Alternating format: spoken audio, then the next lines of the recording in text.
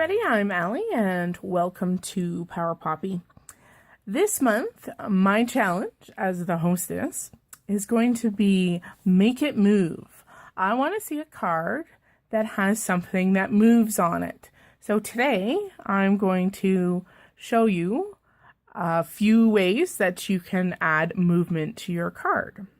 Now, if you join me for my Inspire Me Monday, I will link it below for you. I created a moving aspect to my card last month, so you can also use that as inspiration. But today we're going to be making not only a shaker card, we are also going to be using an action wobble, and we're going to create something that moves as well. So I've begun the process here for my card. I actually have made my card base, just a standard A2 card, and I've created a panel of pattern paper, and we're going to put one aspect of our movement right on the front, and it's going to be a shaker aspect. So I've already created my image, and today I'm using images from our Dream Wedding set. I have stamped them in Memento Nautical Blue to match my card. I have created a frame and backed it with some acetate and also some three-dimensional adhesive, which is ready to go. But we need to color these up first. So we're going to set these pieces aside for the moment. And we're going to do some quick coloring. I'm going to put on some music for this part. And I hope you enjoy the coloring, and then we'll put everything together and make it move.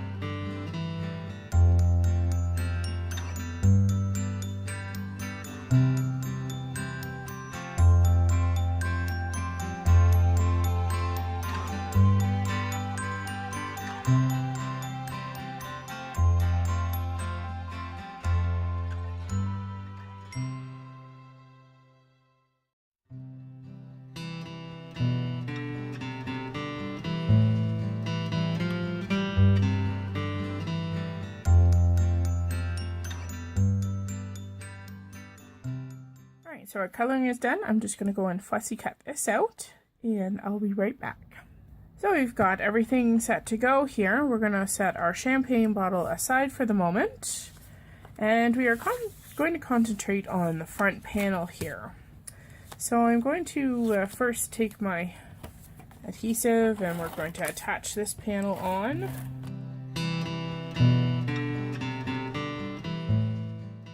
Now what we've got to do is we have to now create our shaker card. Now this here is just slightly smaller than our background, so it doesn't stick out behind our scallops, so that's good.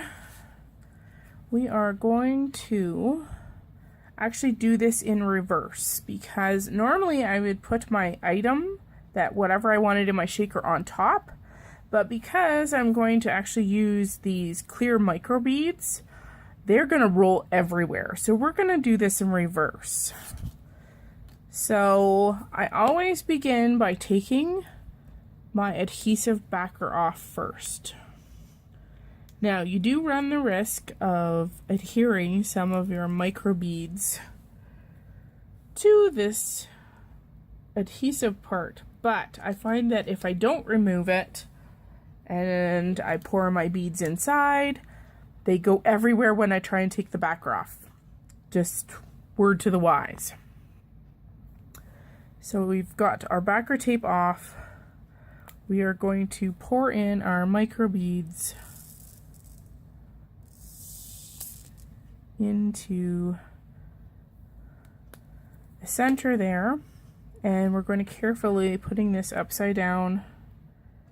We are going to put our champagne glasses. They're giving it a good press, so we get a good seal, and voila. We now have the front of our shaker card. So I'm going to, instead of using my normal adhesive, we're going to use some heavy duty Score-Pal tape here.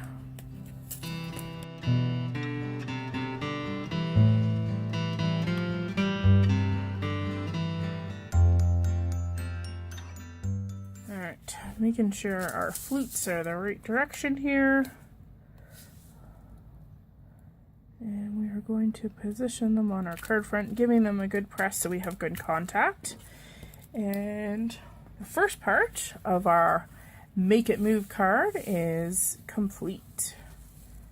Yep. All right, let's go to the inside. Okay, so on the inside, we want our little champagne bottle here to jiggle and shake, and that's what the action wobblers are for. So always want to double check which end is the wobbly kind, wobbly side. And you're going to peel off the backer, which for me, for some reason today is challenging. Now, don't worry about the overhang, because we're going to deal with that in 1 second.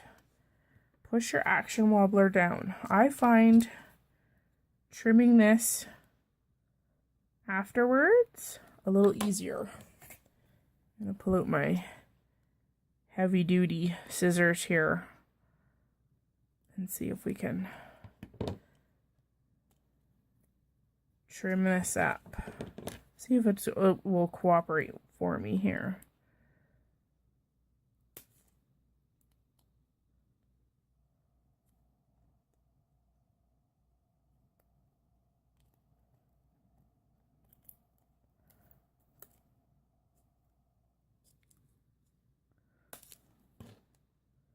Okay.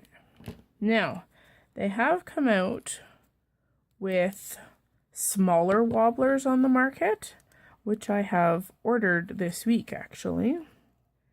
And so I'm looking forward to working with those for sure. I'm just going to trim the back piece a little bit more here so it doesn't show. Just going to do, there we go. Ooh. And trim the back piece so it's not as noticeable. It is going to show. That's just the nature of the beast.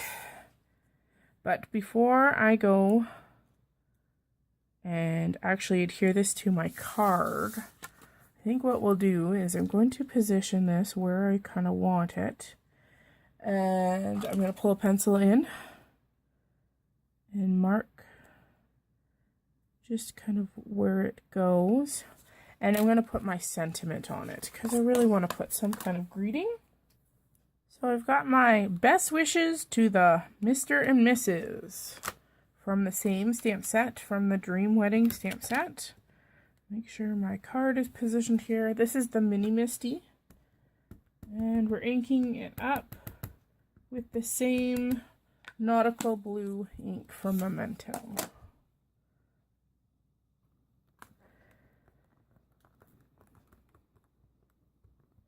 And this card is actually for my cousin who's getting married tomorrow. It's a little late, but it's a-coming. I'm just going to re-ink one more time just to get a super... Oh, hang on 1 second.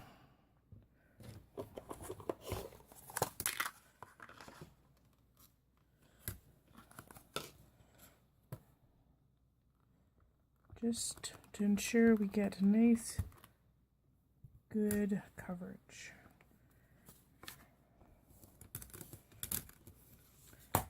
And the last part, we're just going to take my eraser, get rid of our guidelines here.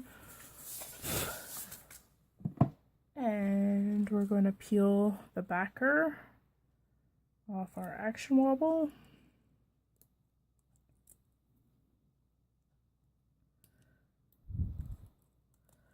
Yep, there we go. And we're going to position that right down there. Now, this three-dimensional element makes your card a little bit more three-dimensional. Same with having a shaker card. But you know what? When it's for somebody extra special, it doesn't matter. Extra postage is a-okay by me. So yeah, join in our monthly challenge for Power and Spark and join me in making a card that has some kind of movement. So you can use an action wobbler, you could make a shaker card, you could make something where a tag pulls out. I want to see you make it move. Thanks for joining me today. I hope I inspired you, and I can't wait to see what you create. Have a great day, everyone.